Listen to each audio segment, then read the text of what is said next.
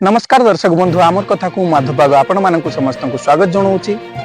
आज आम पहुंचीचु रायघर ब्लॉक अंतर्गत मुंडीबेड़ा ग्राम पंचायतर पात्रीमाल ग्राम को जो एक अभावन घटना देखा मिली जो गोटे गछरे एक अचिन्हा व्यक्तिर झुलंता शव देखा मिलता बेकरे गामुछा पकईकि सुसाइड करिसेंती। तो आसंतु देखिबा से विजुअल।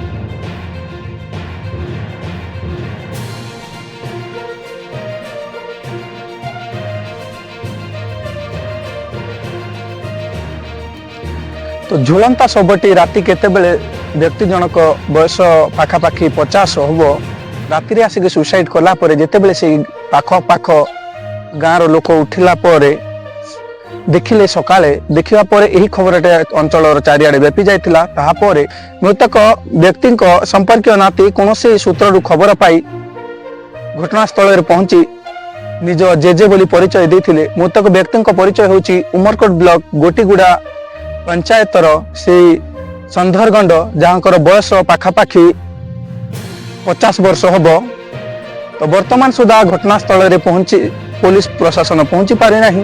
तो एबे देखिया को रहिला आगामी पदक्षेप कौन नौची पुलिस प्रशासन। नुआ नुआ वीडियो गुडी को देखिया पई हमर चैनल को सब्सक्राइब करंतु एवं पाखरे थिबा बेल आइकन को टच करंतु जहाँ फल रे आपण माने हमर प्रत्येक वीडियो को सर्वप्रथम देखि पारिबे। तो आपणक सेवारे सब बेले आमर कथा जनता कथा आमर कथा। धन्यवाद। आज रोचु पुणी देखा आगामी वीडियो रे।